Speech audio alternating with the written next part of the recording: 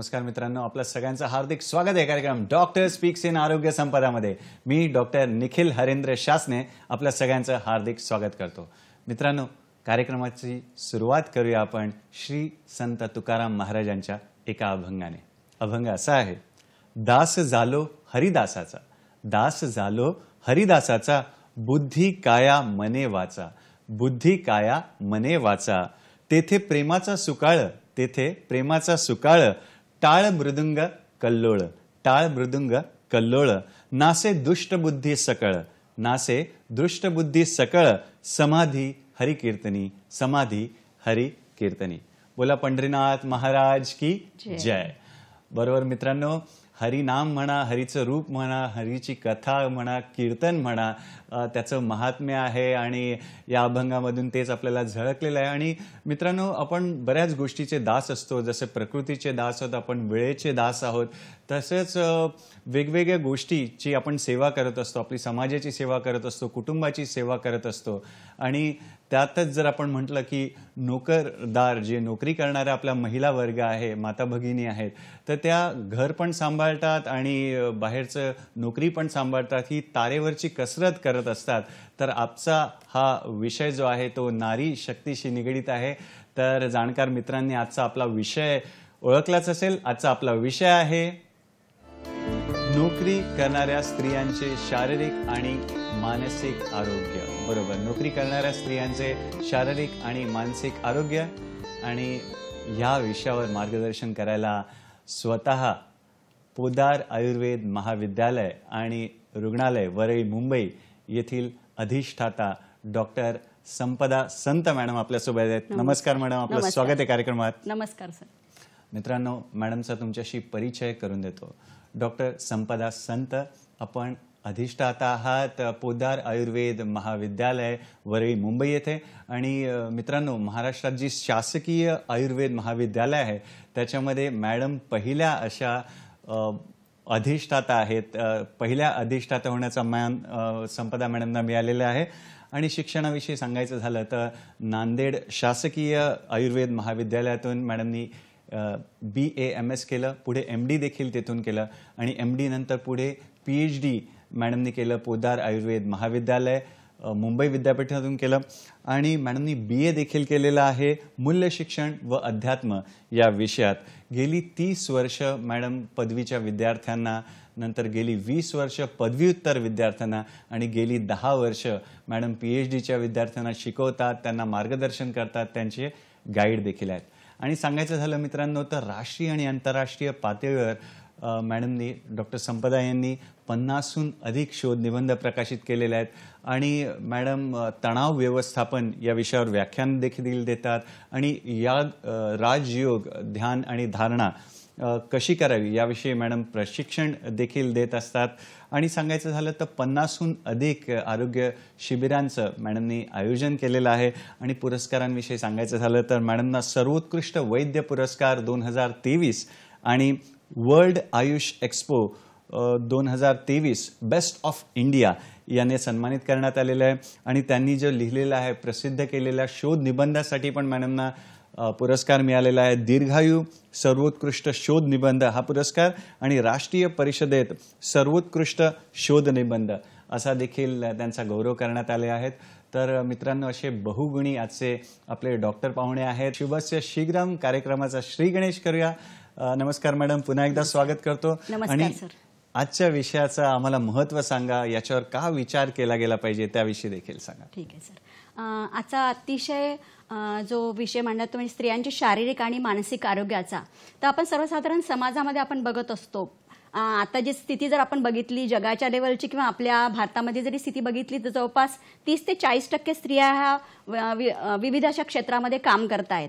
तर जेव्हा प्रत्येक स्त्री त्या क्षेत्रावर काम करण्यासाठी जात असते त्यावेळेस तिला विभिन्न प्रकारच्या समस्या, काही छोट्या प्रमाणामध्ये असू शकतात, काही मोठ्या प्रमाणामध्ये सुद्धा असू शकतात, ते तिला भेडसावत असतात। जेव्हा ह्या छोट्या छोट्या प्रश्नांना सुद्धा जी समोर जात असते, जसं ज्या ठिकाणी ती काम करते त्या कंटिन्युअस जर स्ट्रेनस वर्क असेल, तिला शारीरिक जर खूप कष्टाचं काम असेल तर तिला काही शारीरिक लक्षण सुद्धा तिला आढळतात आणि ती त्याकडे दुर्लक्ष करू लागते. त्याचप्रमाणे जर ताणतणावाजन्य अशा प्रकारच्या क्षेत्रात जर ती काम करत असेल तर तिला त्या ठिकाणी मानसिक सुद्धा काही अशा गोष्टींना फेस करावं लागतं की ती फेस करत असताना तिला खूप साऱ्या प्रश्नांना सामोरं जावं लागतं. आणि ह्या सगळ्या गोष्टी करत असताना त्याचबरोबर काही आर्थिक समस्यांना सुद्धा तिला सामोरं जावं लागतं, काही सामाजिक गोष्टींना सुद्धा तिला सामोरं जावं लागतं. तर ह्या सगळ्या गोष्टी करत असताना जे शारीरिक, मानसिक, सामाजिक आणि आर्थिक समस्यांना तिला सामोरं जावं लागतं. तर त्या समस्यांच्या मागचं काय कारण असू शकेल हा आपल्या सर्व ज्या भगिनी या ठिकाणी हा प्रोग्राम अटेंड करत आहेत तर त्यांना हे समजावं, त्याच्या मागचे काय कारण आहेत आणि विशेषतः या ठिकाणी मी आयुर्वेदाचा काय व्ह्यू आहे या बाबतीमध्ये मी तुम्हाला सगळ्यांना सांगणार आहे. तर त्या आरोग्याची आपण काळजी कशी घेतली पाहिजे ज्यामुळे ह्या समस्या थोड्याफार प्रमाणात कमी होतील आणि त्याच्यामधून आपल्याला काही ना काहीतरी मार्ग निश्चितच मिळेल. सर फारच छान. मित्रांनो, डॉक्टर संपदा यांच्याकडून आपण जाणून घेतोय. मॅडम, आम्हाला सांगा की नोकरी करणाऱ्या स्त्रियांमध्ये, महिलांमध्ये कुठल्या समस्या उद्भवू शकतात किंवा काय समस्या निर्माण होतात त्याविषयी आम्हाला सांगा. सर, जसं मी आता एक्सप्लेन केलं की स्त्रियांना जवळपास 4 पद्धतीचे आपल्याला शारीरिक, मानसिक, सामाजिक आणि आर्थिक अशा स्वरूपाच्या समस्या आपल्याला आढळून येतात. या ठिकाणी जसं आपल्या मनुस्मृतीमध्ये सुद्धा वर्णन केलेलं आहे की प्रत्येक स्त्रीकडे बघण्याचा दृष्टिकोन सुद्धा अतिशय उच्च स्वरूपातला आहे. त्याचप्रमाणे जे आयुर्वेदीय ग्रंथ आहे, संहिता ग्रंथ, त्यामध्ये सुद्धा स्त्रीला लक्ष्मी म्हटलेलं आहे. स्त्री ही घरची धनसंपत्ती असते. म्हणजे एवढं श्रेष्ठ पद तिच्याकडे आहे आणि एवढं श्रेष्ठ पद असताना सुद्धा काही नोकरीची ठिकाणी ज्या ठिकाणी ती विविध क्षेत्रात काम करायला जाते त्यावेळेस सुद्धा आपल्याला असं आढळतं की त्या ठिकाणी असलेल्या आजूबाजूच्या गोष्टींचा परिणाम तिच्यावरती होतो. त्या कामाचा तर तणाव होतोच होतो, त्याबरोबर ज्या ती वैयक्तिक आयुष्य जगत असते किंवा कौटुंबिक आयुष्य जगत असते त्यावेळेस सुद्धा तिला खूप साऱ्या समस्यांना जावं लागतं. तर त्या ठिकाणी सर्वसाधारण मी आता म्हटल्याप्रमाणे शारीरिक, मानसिक, सामाजिक आणि आर्थिक अशा 4 पद्धतीच्या गोष्टींना तिला सामोरं जावं लागतं त्या ठिकाणी. आणि त्यालाच मी म्हणेन आयुर्वेदामध्ये आपण विचार केला तर त्याला आपण एक व्यक्तिमत्व, त्या स्त्रीच्या व्यक्तिमत्वाचा जर आपण विचार केला तर जेव्हा ती वैयक्तिकरित्या ती आपल्या व्यक्तिमत्वाकडे बघेल आयुर्वेद रीतीने आणि त्याच्यातून ते कसा मार्ग काढू शकेल हे मी आज मॅक्झिमम या ठिकाणी सांगण्याचा प्रयत्न करणार आहे. फारच छान. मित्रांनो, तयार रहा मोबाईल घेऊन, कारण मॅडमने आपल्याला दाखवायला छान फोटोज आणलेले आहेत, छान स्लाईड आणलेले आहेत. तर महत्त्वाचे आहेत तर तुम्ही नोट डाऊन करू शकता किंवा फोटो काढू शकता. पुढला प्रश्न मॅडम थोडासा जोडून विचारतो की समस्यांना कसं आपण विभागू शकतो, त्याचे प्रकार काय आहेत ते आम्हाला सांगा. आणि जर आम्हाला हा जो शब्द तुम्ही प्रयोग केला व्यक्तिमत्व, ते म्हणजे काय ते देखील आम्हाला सांगा. आयुर्वेद संहिता ग्रंथ किंवा आयुर्वेद हा असा भाग आहे वैद्यक क्षेत्रातला की त्यामध्ये व्यक्तीच्या स्वास्थ्याचा विचार केलेला आहे. म्हणजे ती व्यक्ती, आपल्याला वाटतं की आपण स्वस्थ आहोत, चांगले आहोत, पण जी स्वास्थ्याची संकल्पना आयुर्वेदामध्ये आहे ना सर, ती थोडी वेगळ्या पद्धतीची आहे की मी हेल्दी आहे. हेल्दी आहे म्हणजे मला कोणता आजार नाही असं नाही, पण आता आपल्याला सध्या कोणताही व्यक्ती असा मिळणार नाही की ज्याला कोणताच आजार नाही आहे. प्रत्येक व्यक्ती काही ना काहीतरी लक्षणांनी, काही व्याधींनी थोड्याफार प्रमाणामध्ये का होईना ग्रस्त असतो.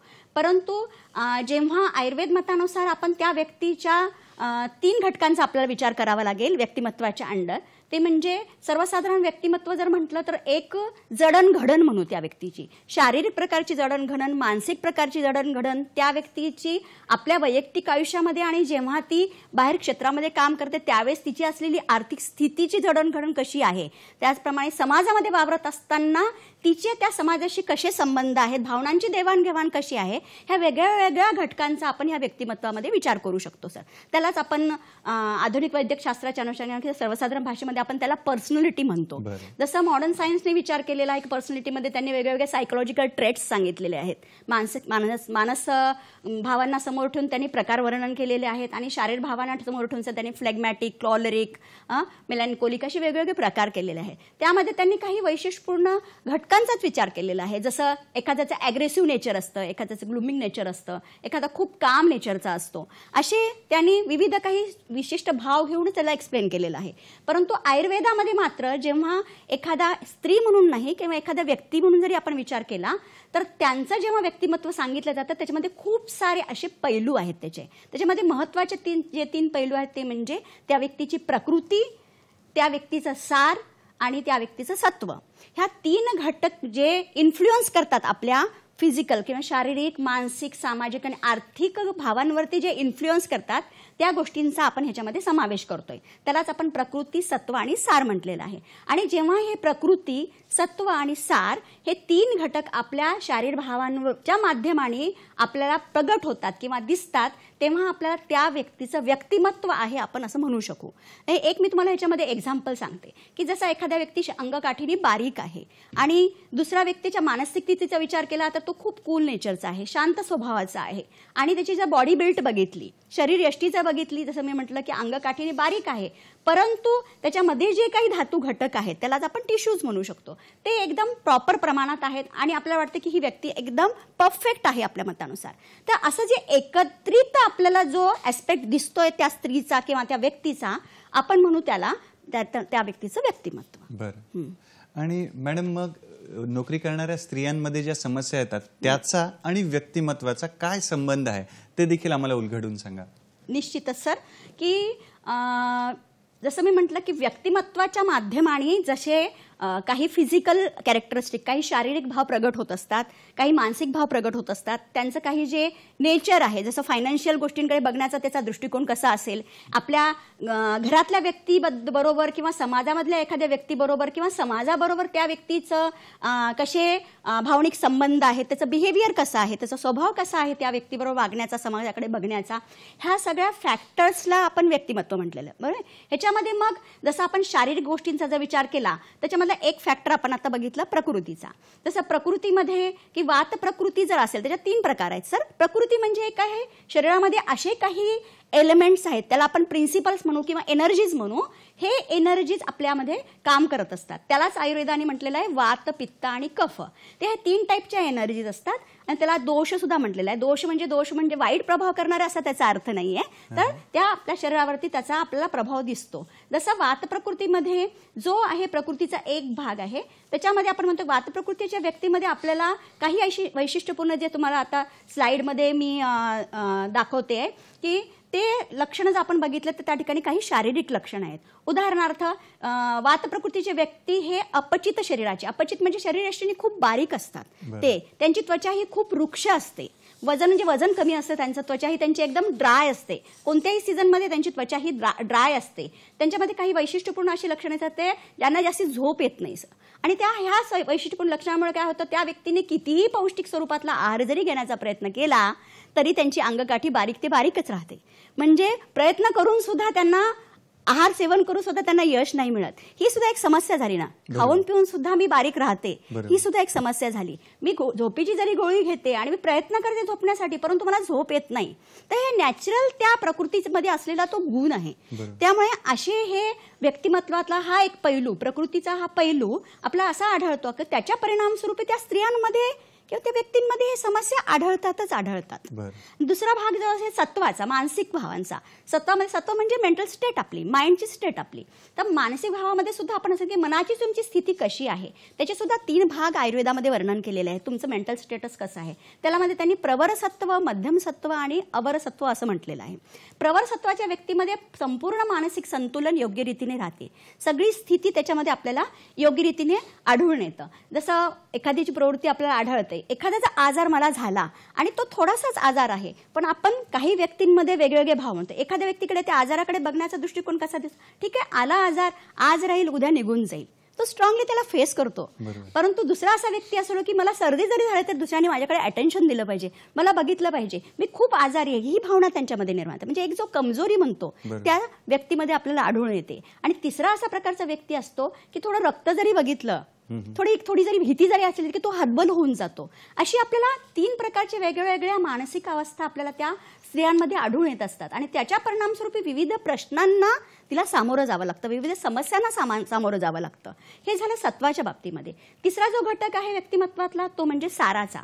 सार हा काय आहे की शरीरामध्ये जे टिश्यूज असतात, सर्वसाधारण भाषेमध्ये बॉडी टिश्यूज जे आहेत, रस, रक्त, मांस, मेद, अस्थि, मज्जा, शुक्र हे वेगवेगळे जे घटक आहेत शरीरामधले, ते घटक काय करतात, आपल्याला एक स्पेसिफिक बॉडी बिल्ड डेव्हलप करतात आपल्या. म्हणजे एवढी उंची, एवढी रुंदी किंवा एवढं त्याचं वजन, हे सगळं मेंटेन करण्यामध्ये काम हे धातू घटक करत असतात. त्याला आपण सार म्हटलेलं आहे. तर ह्या धातू घटकाच्या माध्यमाने जे एक्सलन्स धातू कसा आहे, हा धातू आपल्या शरीरामध्ये कसा आहे, तो जर एक्सलंट स्वरूपात फंक्शनिंग करत असेल तर त्याला आपण त्या व्यक्तीचा तो धातूसार हा उत्तम आहे आपण असं म्हणतो. आणि जेव्हा त्याची एक्सलन्सी कमी होते, त्या बॉडी टिश्यूची एक्सलन्सी कमी होते, तेव्हा आपण म्हणतो की तो धातूसार त्या व्यक्तीमध्ये अवर स्वरूपातला किंवा कमजोर स्वरूपातला आहे असं मानतो. आणि त्याच्या परिणामस्वरूपी त्या स्त्रियांमध्ये वेगळी लक्षणं आपल्याला निर्माण होत असताना दिसतात. उदाहरणार्थ रससार जर आपण उदाहरण घेतलं तर रसधातू कसा आहे, आपल्या शरीरातला फ्लुइड नेचरचा आहे, म्हणजे जलीय पदार्थ आहे तो आपल्या शरीरामधला.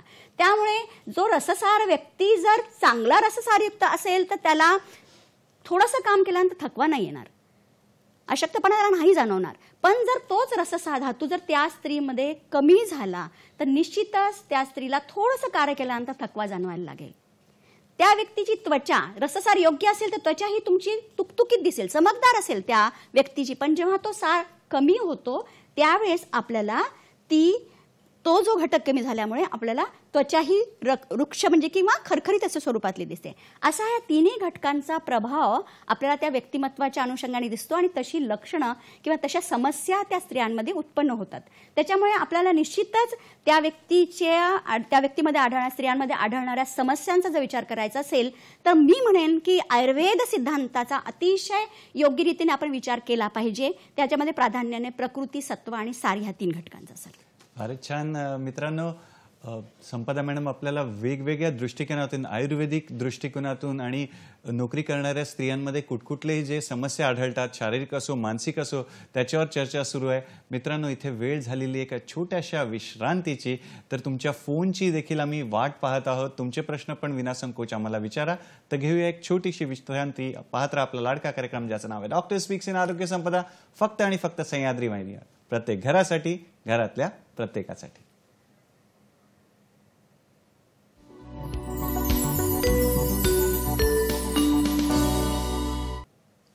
विश्रांतीनंतर पुन्हा एकदा आपलं स्वागत आहे आपल्या लाडक्या कार्यक्रमात ज्याचं नाव आहे डॉक्टर स्पीक्स इन आरोग्य संपदा. आणि मित्रांनो, आज आपली चर्चा सुरू आहे नारी शक्तीविषयी. म्हणजेच नोकरी करणाऱ्या ज्या स्त्रिया आहेत त्यांच्यामध्ये त्यांचा शारीरिक आणि मानसिक आरोग्याविषयी चर्चा सुरू आहे. आणि स्वतः पोदार आयुर्वेद महाविद्यालय आणि रुग्णालय वरई मुंबई येथील अधिष्ठाता डॉक्टर संपदा संत आपल्यासोबत आहेत. तर मॅडम, तुम्ही आम्हाला वेगवेगळ्या व्यक्तिमत्वाविषयी सांगत होत्या, तर आता आम्हाला वात प्रकृतीविषयी जाणून घ्यायला आवडेल. त्याविषयी थोडं डिटेलमध्ये सांगा. जसं वात प्रकृती व्यक्तींमध्ये जसं म्हणतो त्वचा ही वृक्ष असणं किंवा शरीराची अंगकाठी ही बारीक स्वरूपातली असणं आणि केस सुद्धा त्यांचे वृक्ष असतात खूप, म्हणजे ड्रायनेस जो येतो ते सुद्धा त्यांच्यामध्ये आपल्याला प्राधान्य आढळतं. असे जे काही वैशिष्ट्यपूर्ण लक्षणं आपल्याला त्या वात प्रकृतीमध्ये दिसतात की ज्या स्त्रियांची प्रकृती ही वात प्रकृती आहे तर त्या स्त्रियांमध्ये आपण जेव्हा त्या विशेष वैशिष्ट्यपूर्ण समस्या घेऊन येतात तर आपल्याला काही अशा समस्या त्यांच्यामध्ये आपल्याला प्राधान्याने आढळतात. उदाहरणार्थ केसात कोंडा होणे आणि निरंतर वेदनेची कंप्लेंट असते त्यांची, म्हणजे कोणत्या ना कोणत्या स्वरूपातली वेदना त्यांना होत असते. जसं सांधे दुखणे किंवा शोल्डर पेन असतो. जेव्हा आता हे सगळे आपण काम करणाऱ्या महिलांच्या बाबतीत विचार करतोय म्हणून ही प्राधान्याने लक्षणं आपल्याला दिसतात या ठिकाणी. किंवा कमरेचा त्रास खूप जणांना असतो. आणि दुसरं म्हणजे वेदनेच्या बाबतीत आपण विचार केला तर मन्यास्तंभ किंवा मानेचा त्रास असणे. तर हे जे अवयव जास्ती त्या ठिकाणी युटिलाइज केल्या जातात त्या कामामध्ये, त्या ठिकाणी वेदनेचा त्रास हा आपल्याला प्रधानतेने ज्या स्त्रियांची प्रकृती ही वात प्रकृती असेल त्यांना हा जास्ती स्वरूपातला जाणवेल. ह्याचा अर्थ असा नाहीये की दुसऱ्या प्रकृतीच्या व्यक्तींना होणार नाही असा त्याचा अर्थ नाहीये, पण प्रधानतेने ह्या समस्या त्यांच्यामध्ये आपल्याला जास्ती आढळतात.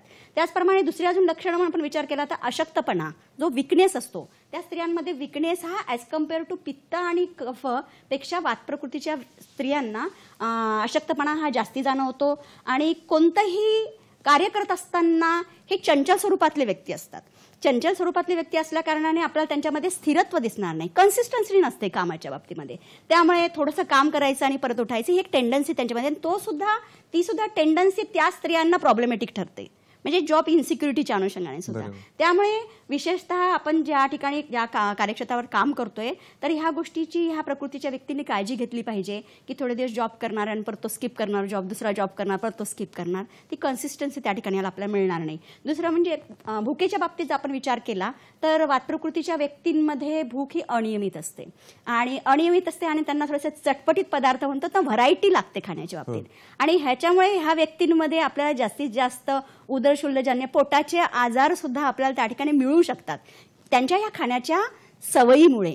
त्यामुळे तर मी सगळ्या माझ्यासमोर ज्या स्त्रिया ह्या ठिकाणी बघतायत तर त्यांनी आवर्जून ह्या गोष्टीकडे लक्ष द्या की अशा प्रकारची जर प्रकृती आपली असेल तर ह्या गोष्टी थोड्याशा आपल्याला अवॉइड करावी लागतील. आणि मेमरी जी असते, काम प्रत्येक ठिकाणी एक आपलं इंटलेक्ट जे लागतं आपल्याला काम करण्याचं, तर वातप्रकृतीच्या व्यक्तीमध्ये किंवा जनरल आपण स्त्रियांचा विषय घेतो तर त्यांच्यामध्ये मेमरी थोडी ॲज कम्पेअर टू दुसऱ्या प्रकृतीच्या मानाने थोडी स्मरणशक्ती ही कमी स्वरूपात असते. म्हणजे लक्षात लवकर येतं, सांगितल्याबरोबर लक्षात, म्हणजे मी म्हणेन की बॉसने एखादं काम सांगितलं तर आपल्याला लवकर लक्षात येईल, परंतु ऑफिसच्या बाहेर गेले की आपण ते विसरलेलो असो. तर ही विसरण्याची सुद्धा एक समस्या आपल्याला निर्माण होऊ शकते. आणि फायनान्शियल स्टेटसचा ह्याच्यामध्ये थोडासा विचार केला तर मी असं म्हणेन की वातप्रकृतीच्या व्यक्तींचं वर्णन करत असतानाच आयुर्वेद ग्रंथकारांनी असं वर्णन केलेलं आहे की ते धनसंपत्ती ही कमीच प्रमाणात आहे, कारण सोर्स ऑफ इन्कम हे जेवढं परमनंट नेचरचं हवं असतं तसं हे ह्यांना मिळत नाही, कारण शरीर यष्टी बारीक एकदम, मेंटल स्टेटसही तेवढं नाही आहे.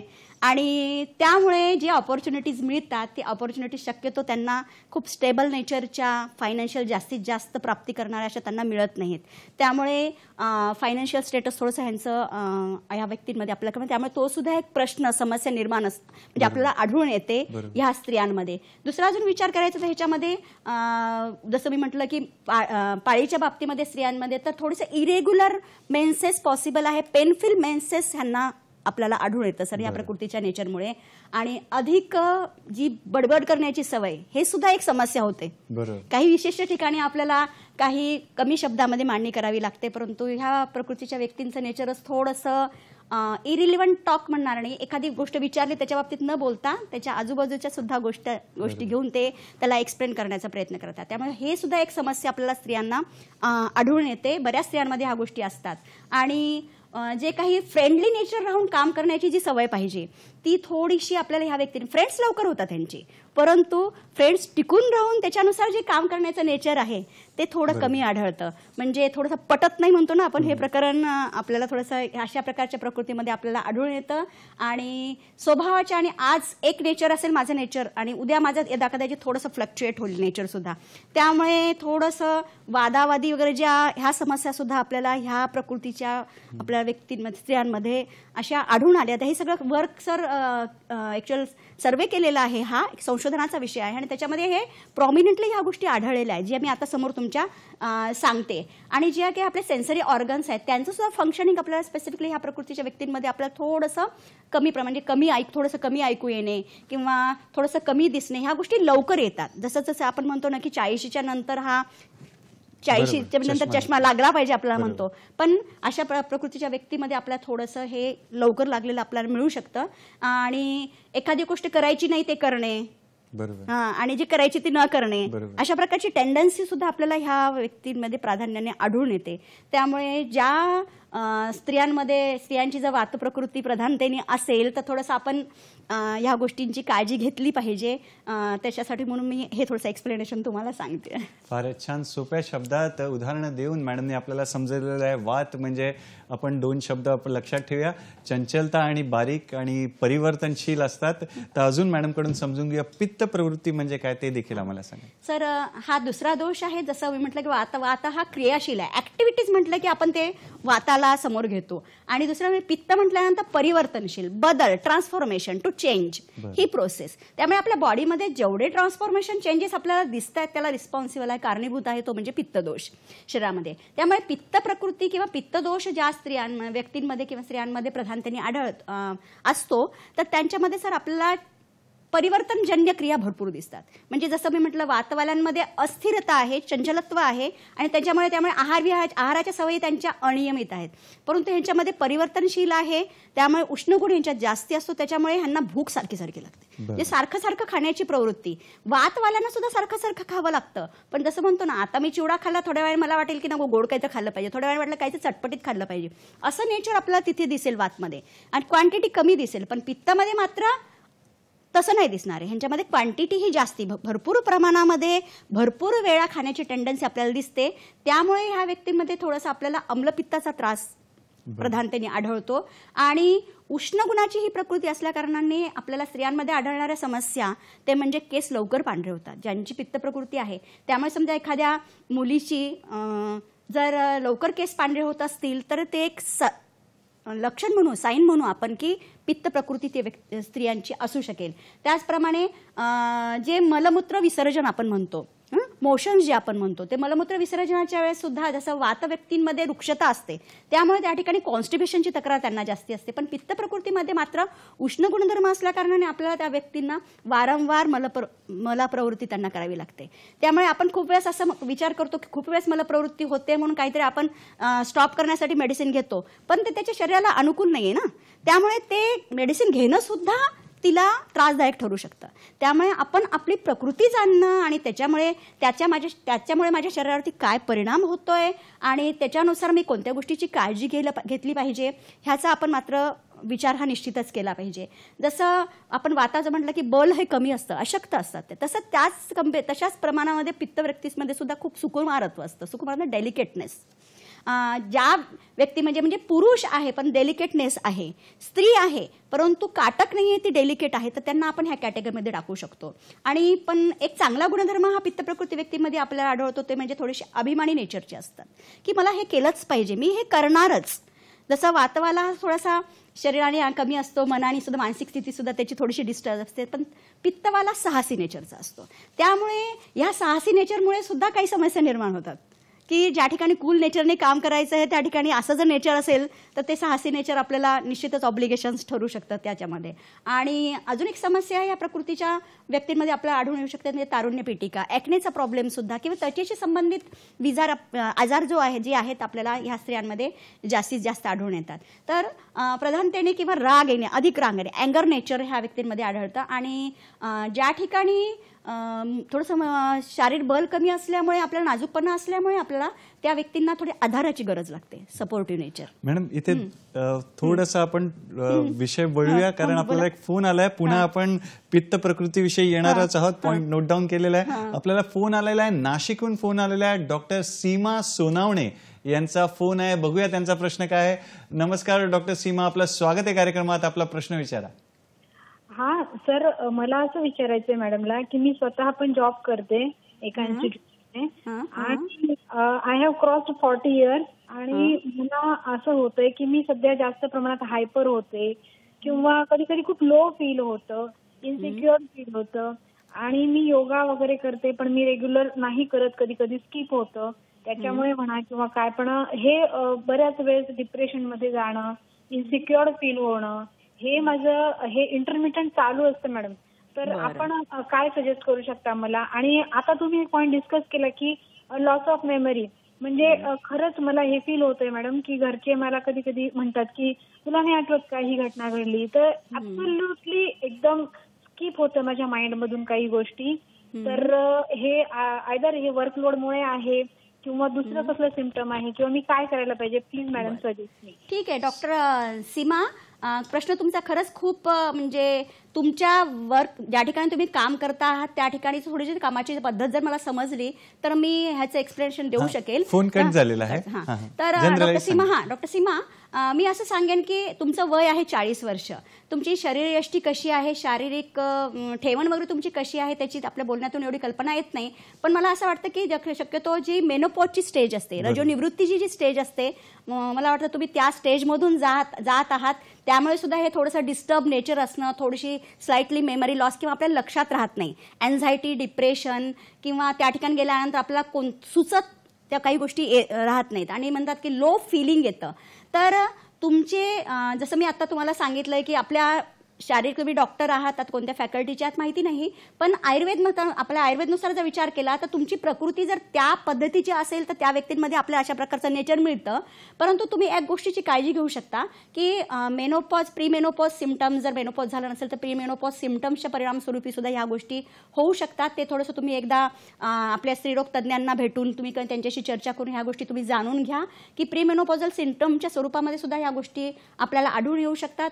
आणि दुसरं म्हणजे जसं प्रकृती सत्व साराच्या अनुषंगाने जर विचारलं तर आपले जर मेंटल जो फिटनेस आपण त्या ठिकाणी मेंटेन ठेवला पाहिजे. जसं तुम्ही म्हणतात मी वॉक करते, योगा करते, परंतु नुसतं वॉक आणि नुसतं योगा करून उपयोग नाही, त्या ठिकाणी मनाचं स्थिरत्व असणं सुद्धा गरजेचं आहे. त्याला तुम्ही सपोर्ट द्या, फिजिकल एक्सरसाइज बरोबर मेडिटेशनचा सुद्धा सपोर्ट द्या आणि काय कारण आहे ते शोधा ना. तुम्ही त्या ठिकाणी काम करताय म्हणून ते कारण तुम्हाला ठरतंय का ह्या गोष्टीसाठी रिस्पॉन्सिबल, का इतर कोणत्या शारीरिक स्वतःच्याच व्याधी किंवा जसं मी आता म्हटलं मेनोपॉज आहे ते मेनोपॉज रिस्पॉन्सिबल ठरतंय. ह्या गोष्टी आपल्याला डिटेक्ट करून घ्याव्या लागतील आणि ते जर डिटेक्ट झालं तर 100% तुम्ही ह्या सगळ्या कंप्लेंटपासून तुम्ही स्वतःला दूर ठेवू शकाल.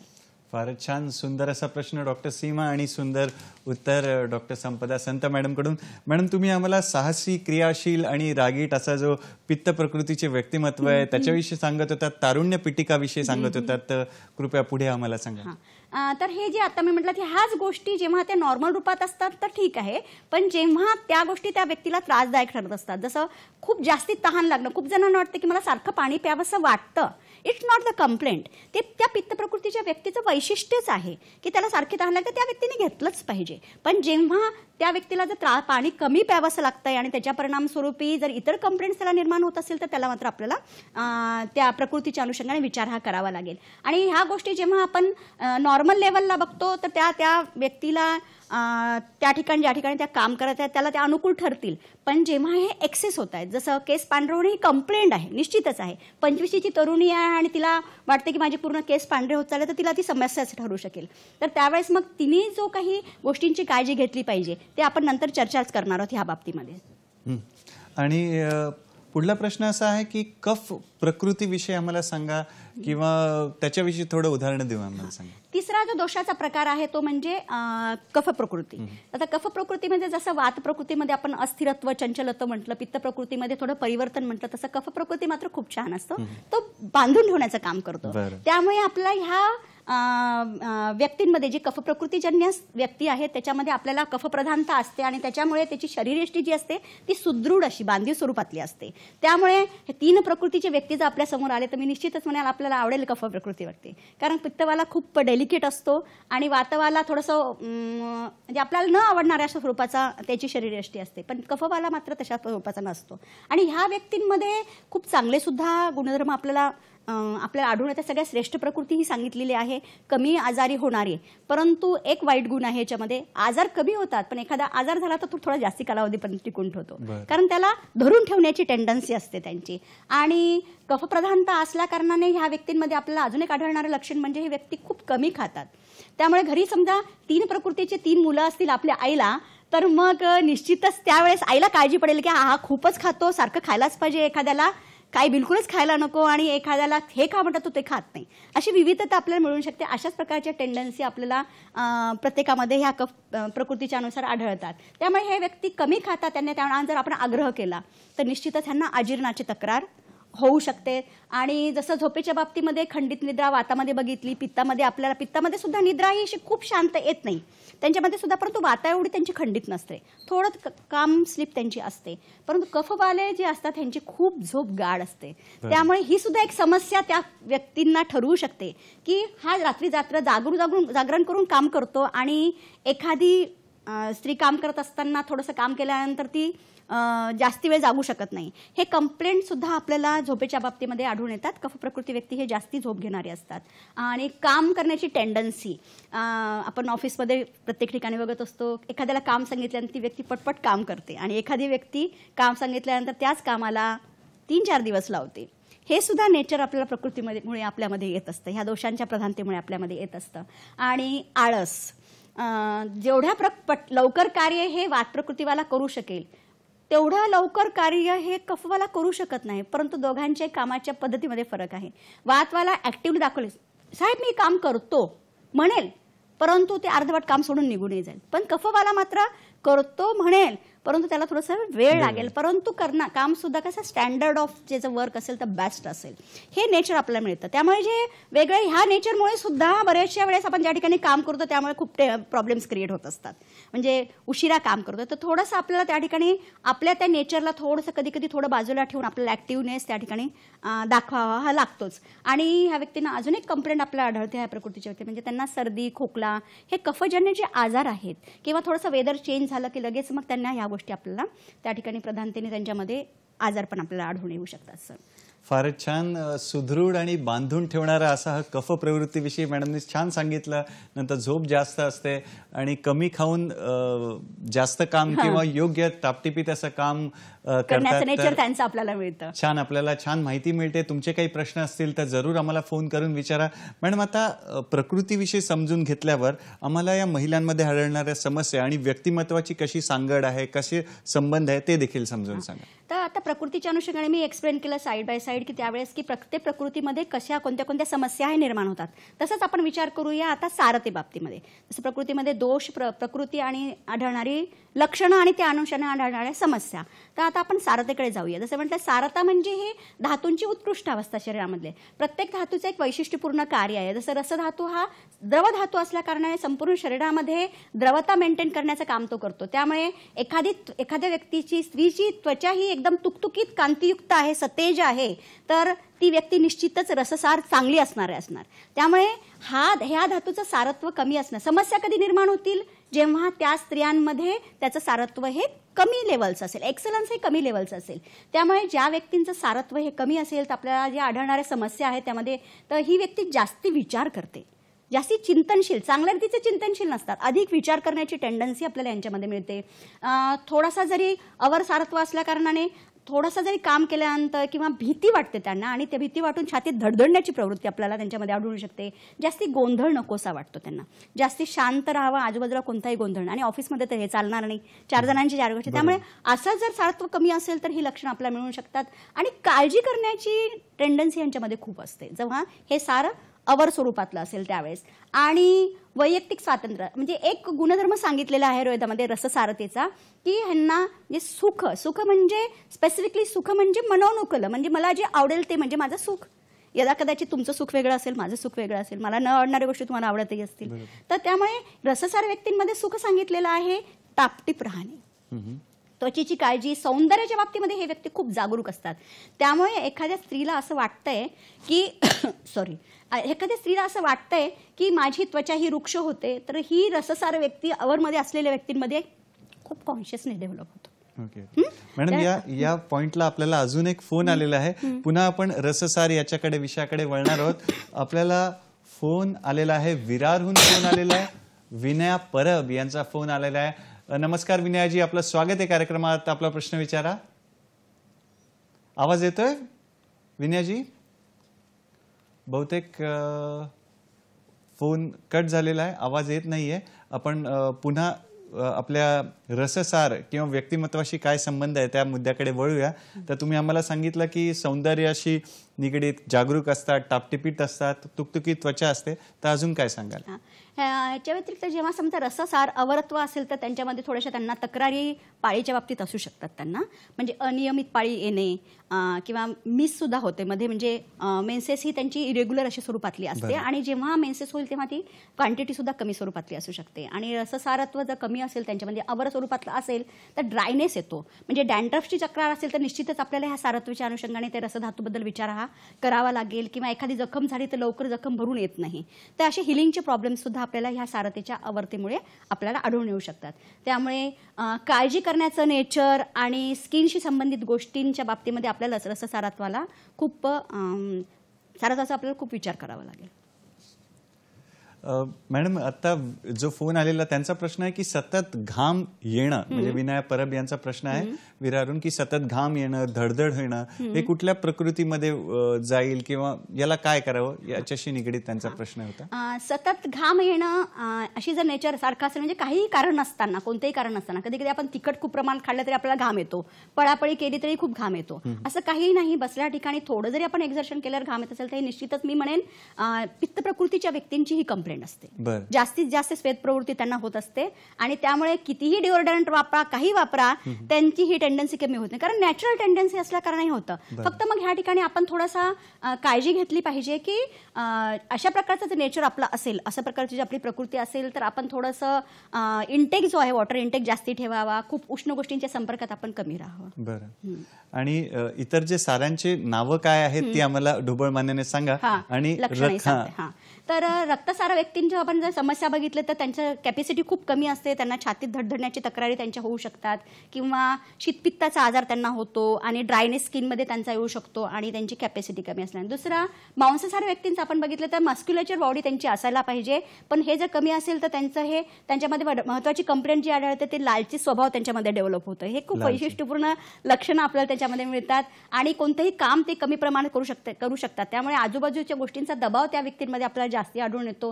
त्यांच्यामध्ये क्षमाशील नेचर नसल्या कारणाने सुद्धा खूप साऱ्या गोष्टींना आपल्याला फेस करावं लागतं ऑफिसमध्ये. एखादं एक्सक्यूज द्यायला पाहिजे ते एक्सक्यूज देत नाही जर आपल्याला हे सारत्व आपलं कमी असेल तर.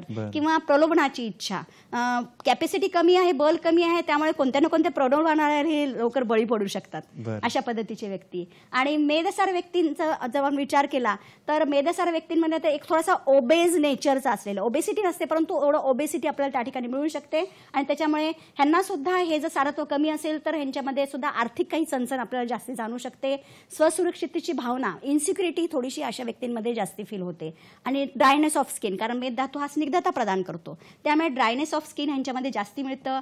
कॉन्स्टिपेशनची तक्रार आपल्याला मिळू शकते मेदसार जर नसेल तर. मेदसार व्यक्तींमध्ये मोशन्स हे क्लिअर होत असतात, परंतु जर हे सारत्व कमी प्रमाणात असेल तर कॉन्स्टिपेशनची तक्रार आपल्याला मिळू शकते ह्यांच्यामध्ये. अस्थिसाराच्या बाबतीमध्ये म्हणतात अस्थिधातू आपल्याला माहिती आहे धडधाकट एक उंचापुरा व्यक्ती स्त्री आपल्याला दिसते असेल तर ती आपण 100% तिला आपण त्या व्यक्तिमत्वाला आपण त्याच्यात घालू शकतो. ह्यांच्यामध्ये आढळणाऱ्या ज्या समस्या आहे, जेव्हा अस्थिसारत्व कमी असतं तेव्हा की ह्यांचे जॉईंट पेन्सची तक्रार, ह्यांना केस गळण्याची तक्रार, कामामध्ये उत्साह नसण्याची तक्रार ह्यांच्यामध्ये असू शकते. कोणत्याही अन्यायाला ते प्रतिकार करू शकत नाहीत सारत्व कमी झालं तर, कारण अस्थिसार व्यक्ती हा उत्साह आहे. सारत्व असलं की उत्साह, कितीही दमाची कामं ती व्यक्ती करू शकते, परंतु अशा ज्या गोष्टी असेल तर तो प्रतिकार करू शकत नाही. उंची कमी असल्या कारणाने थोडीशी कमी झाल्यामुळे हीन भावना त्यांच्यामध्ये निर्माण होऊ शकते जर अस्थिसारत्वाचा आपण विचार नाही केला तर. आणि ह्याच्यामध्ये मज्जासारतेमध्ये महत्वाचं म्हणजे हे ज्ञानविज्ञान संपन्न व्यक्ती असतात सर, त्यामुळे जर मज्जासार व्यक्तीमध्ये असारत्व जर आपल्याला दिसलं तर निश्चितच त्यांना सांधेदुखीची तक्रार असते, मानसिक थकवा लवकर जाणवेल, मानसन्मान कमी मिळेल त्यांना. म्हणजे विज्ञान संपन्न गोष्टी चालल्या असेल त्या ठिकाणी ह्या व्यक्तींना मानसन्मान जास्ती मिळतो मज्जासार असेल तर. पण हा जर कमी झाला तर आपण इतरांसमोर म्हणजे असं म्हणतात ना एखादी गोष्ट मांडायची ती मांडू नाही शकत ह्या व्यक्तींमध्ये, त्यामुळे त्याचा सुद्धा विचार आपल्याला ह्याच्या अंतर करावा लागेल. आणि शुक्रसार व्यक्तींमध्ये आढळणारी वैशिष्ट्य म्हणजे हे व्यक्ती खूप आकर्षक असतात. समोरच्या म्हणजे विरुद्ध लिंगांकडे आकर्षण करण्याची प्रवृत्ती ह्यांच्यामध्ये, नेचर शरीरयष्टी त्यांची एवढी एक्सलंट असते, दात सुंदर असतात, डोळे खूप मोठे सुंदर असतात, स्त्री असो पुरुष असो कोणी सुद्धा म्हणेल. पण जेव्हा सारत्व कमी होतं तर तेव्हा मध्ये एक हतबलता येते त्यांच्यामध्ये की मान सन्मान आपल्याला मिळत नाही, आपल्याकडे कोणी बघत नाही, माझ्यावरती कोणी प्रेम करत नाही, ह्या प्रकारची असुरक्षिततेची भावना त्यांच्यामध्ये निर्माण होते हे जर धातू सारत्व कमी झालं तर. म्हणजे हे सारत्व योग्य असेल तर चांगली लक्षणं दिसतात आणि सारत्व जर कमी झालं तर मात्र निश्चितच आपल्याला ह्या वेगळ्या वेगळ्या समस्या त्या स्त्रियांमध्ये आपल्याला आढळून येतात. आणि हे प्रत्यक्ष आढळलेल्या समस्या मी तुमच्यासमोर सगळ्यांसमोर एक्सप्लेन केलेल्या आहेत. फारच छान. मॅडम, आता तुम्ही तिसरं सांगितलं, प्रकृतीविषयी सांगितलं, आम्हाला सार विषयी सांगितलं, आता मला सत्व म्हणजे काय ते देखील सांगा. तर सत्वाच्या बाबतीत मी असं म्हणेन की सत्व ही मनाची स्थिती, मन कसं कार्य करतंय. मन जर उत्कृष्ट रीतीने करत असेल तर निश्चितच आपले जे सेन्सरी ऑर्गन्स आहेत ते सेन्सरी ऑर्गन्स चांगले काम करू शकतात. पण जेव्हा मनामध्ये अस्थिरता आहे, चंचलत्व आहे, म्हणजे सत्व हा कमी असेल, ही न सत्व म्हणतो, तर आपल्याला आता तुम्हाला स्लाइडवरती लक्षणं दिसत आहेत. ह्यांचे जवळपास 70 to 80 विभिन्न वैशिष्ट्यपूर्ण लक्षणं आपल्याला त्या ठिकाणी आढळून येऊ शकतात. जसं कोणतेही अनेक शंका मनामध्ये येणं, अस्थिरत्व राहणं, अपराधाची भावना वाटणे, मत्सर वाटणे, कोणतेही कार्य निश्चितप्रमाणे करू न शकणे, असे वेगळे वेगळे मानसिक स्वरूपाचे जवळपास 72 to 80 प्रकारचे आपल्याला वैशिष्ट्यपूर्ण लक्षणं किंवा समस्या त्या स्त्रियांमध्ये आढळून येतात जर सत्वाची अवस्था आपली कमी असेल तर. त्यामुळे आपल्याला मानसिक आरोग्य आपलं निश्चितच चांगलं ठेवलं पाहिजे. आणि थोडं सत्वाविषयी काही सांगता येईल किंवा एखादं उदाहरण देऊन किंवा असं? हां, तर सत्वावस्था की एखादी आपण ऑफिसमध्ये काम करतोय आणि बॉसने मला एखादं काम सांगितलं, मला ते पटत नाहीये, पण बॉसने मला सांगितलं म्हणून मला ते कर्तव्य म्हणून करावं लागणार आहे. ही टेंडन्सी जर सत्वाची स्थिती चांगली नसेल तर ती व्यक्ती करू शकणार नाही. समजा प्रवर सत्वाचा असेल मात्र तर तो प्रॉपर जज करेल, एक्सप्लेन करून बॉसला सांगेल आणि त्याच्यानुसार मग नंतर तो म्हणेल की सर ह्या पद्धतीने आपण जर केलं तर हे चांगलं काम होऊ शकेल.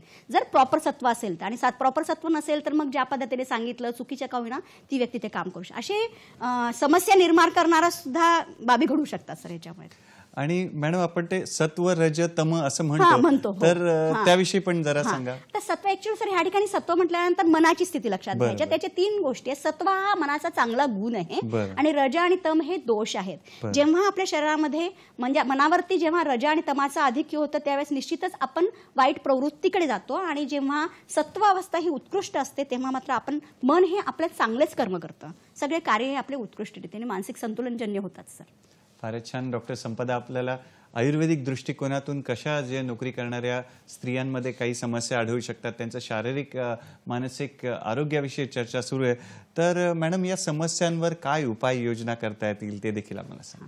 तर ह्याच्यामध्ये मी तर पहिला परत मूळ मुद्द्यावर जाईल, आपल्या व्यक्तिमत्वाचा आपण विचार करणं. अगर या समस्या येतात, आपलं नेचर आहे, बॉडी बिल्ड तशी आहे, प्रकृती तशी आहे, सत्वसाराची स्थिती तशी आहे, ह्या समस्या निर्माण होणार. परंतु त्या निर्माण झाल्यानंतर सुद्धा होत असताना सुद्धा आपल्याला त्या निर्माण होणाऱ्या समस्यावरती उपाययोजना करता आली पाहिजे. जेव्हा आपल्याला हे नॉलेज मिळतंय की माझी ही प्रकृती आहे, माझं हे नेचर असं आहे, तर निश्चितच आपल्याला त्या नेचरनुसार आपण त्या प्रकारचा आहार विहार आपला ठेवला पाहिजे.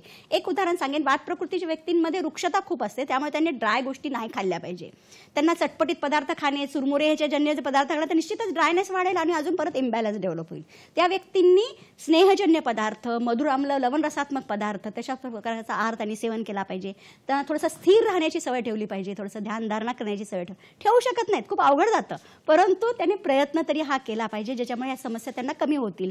जसं म्हणतो की एकत्रित जर विचार केला, 3 फॅक्टर असतात. आपल्याला रसायन द्रव्य सांगितलेले आहेत आयुर्वेदामध्ये, ते रसायन द्रव्य या 3 फॅक्टरवर काम करणारे असतात आणि रसायन द्रव्य हे एक स्थिरत्व आणतात आपल्या शरीराला, नक्की शरीराला शारीरिक मानसिक आणि धातुजन्य गोष्टींना सुद्धा एक स्थिरत्व आणतात आणि त्याच्या परिणामस्वरूपी आपले हे 3ही जे फॅक्टर्स आहेत ते बॅलन्स राहतात आपल्यामध्ये. दुसरं म्हणजे दोषप्रधानता जर विचार केला त्या प्रकारचा आपण आहार विहार टाळला पाहिजे. हा खूप मोठा विषय आहे, पण मी आता तुम्हाला एक एक्झाम्पल वाताचा दिलेला आहे. धातू सारतेचा विचार केला तर जो धातू आपल्याला असार वाटतोय, अवरसार वाटतोय, कमी थोडासा प्रभाव टाकणारा वाटतोय, तर आपल्याला त्यानुसार काळजी घेतली पाहिजे. उदाहरणार्थ मी उदाहरण सांगेन एक गोष्टींचं की समजा रसधातू हा कमी वाटतोय, सारत्व कमी वाटतं, तर त्यांनी थोडंसं द्रव्यजन्य पदार्थ जे आहेत, ज्यूसेस वगैरे आहेत, फ्रूट्स आहेत, त्यांचं सेवन आपल्याला जेवणामध्ये निरंतर ठेवलंच पाहिजे दैनंदिन त्यांच्या ह्याच्यामध्ये. आणि सत्वाचा जर विचार केला तर सत्व हे आपल्याला आर्टिफिशियली असं आणता येत नाही एखादं मेडिसिन घेऊन, तर ते आपल्याला ते मेडिसिन्स आहे सपोर्टिव्ह, पण त्याच्याबरोबर आपल्याला त्यानुसार विहार त्या काही गोष्टींचं पालन करावं लागेल. उदाहरणार्थ आसन, वैशिष्ट्यपुष्ट आसन जे सांगितले त्यांचा विचार करावा लागेल, प्राणायाम सांगितलेला आहे, ध्यानधारणा सांगितलेला आहे. ह्यांचा जर आपण दैनंदिन जीवनामध्ये, मी म्हणेन दैनंदिन जीवनामध्ये वापर करावा लागेल. एक दिवस केला आणि माझं सत्व उत्कृष्ट झालं असं होत नाही. आपल्याला ही प्रकृती, सत्व आणि तिन्हीही बॅलन्स लेवलला माझ्या पर्सनॅलिटीनुसार स्टेबल ठेवायचे असतील तर आपल्याला ह्या सगळे जे फॅक्टर्स मी आता सांगितलं त्यांचा आपल्याला दैनंदिन जीवनामध्ये निरंतर वापर करणं खूप गरजेचं आहे. आणि तो जर केला तर मी आहे त्या प्रकृतीमध्ये सुद्धा राहून सुद्धा माझ्या समस्या मीही कमी करू शकेन. फारच छान मॅडम, जाता जाता आमच्या मित्रांना तुम्ही काय संदेश देणार त्याविषयी? मी हेच म्हणेन की समस्या ह्या आपल्या सगळ्यांच्या जीवनाचा भाग, कामावर जातो म्हणजे समस्या ह्या असणारच आहेत, परंतु जे आज मी आपलं व्यक्तिमत्व कोणत्या प्रकारचं आहे हे जर थोडंफार जरी तुम्हाला लक्षात आलं असेल तर त्याच्यानुसार आपल्याला त्याच्यामध्ये आपल्याला बदल आणायचे आहेत. कारण आयुर्वेदाचाच उद्देश आहे स्वस्थस्य स्वास्थ्यरक्षणम आतुरस्य विकार प्रशमनमच, म्हणजे माझी बॉडी बिल्ट मला अशी ईश्वराने दिलेली आहे, पण ते बॉडी बिल्ट मला आता चेंज नाही करता येणार, पण आहे त्या बॉडी बिल्टनुसार मी माझा आहार विहार ठेवेल, माझी लाईफस्टाईल मी ठेवेल आणि त्याच्यानुसार मी माझ्या मॉडिफिकेशन्स माझ्यामध्ये मी आणेन आणि आणून माझ्याच व्यक्तिमत्वाला मी समेल की दिस इज द बेस्ट पर्सनॅलिटी आणि मी हे मॉडिफिकेशन्स आणून माझ्या ह्या सगळ्या प्रॉब्लेम्सला मी ते सॉल्व्ह करेन. हे जरी आपण अवलंबलं तर निश्चितच खूप साऱ्या समस्यांना आपण आपल्या स्तरावरती ते आपण त्यांना आपण निराकरण करू शकू. फारच छान डॉक्टर संपदा संत, तुम्ही आपल्या व्यस्त वेळापत्रकातून वेळात वेळ काढून इथे आलात आणि आम्हाला छान मार्गदर्शन केलं. त्यासाठी दूरदर्शनच्या सह्याद्री वाहिनीतर्फे, आमचा जो आरोग्य संपदाचा संघ आहे त्याच्यातर्फे, आमच्या प्रेक्षक मित्रकांतर्फे खूप खूप शुभेच्छा आणि धन्यवाद. आणि मित्रांनो, वेळेला मर्यादा आहे आणि आमचं जे प्रेम आहे त्याला मर्यादा नाही आहे. त्याच्यासाठी पुढल्या भागामध्ये एक नवीन कार्यक्रम घेऊन येणार आहोत. कार्यक्रमाची सांगता करूया श्री संत तुकाराम महाराजांच्या एका छोट्याशा अभंगाने. अभंगाचा आहे, दासा सर्व काळ, दासा सर्व काळ तेथे सुखाचे कल्लोळ, दासा सर्व काळ तेथे सुखाचे कल्लोळ, जेथे वसती हरीचे दास, जेथे वसती हरीचे दास, पुण्य पिके पापा नासे, पुण्य पिके पापा नासे. तर रामकृष्ण हरी म्हणूया आणि आजच्या भागात इथेच थांबूया. पुढील भागात एक नवीन विषय घेऊन पुन्हा भेटूया आपल्या लाडक्या कार्यक्रमात, ज्याचं नाव आहे डॉक्टर स्पीक्स इन आरोग्य संपदा, फक्त आणि फक्त सह्याद्री वाहिनीवर, प्रत्येक घरासाठी, घरातल्या प्रत्येकासाठी. धन्यवाद. नमस्कार.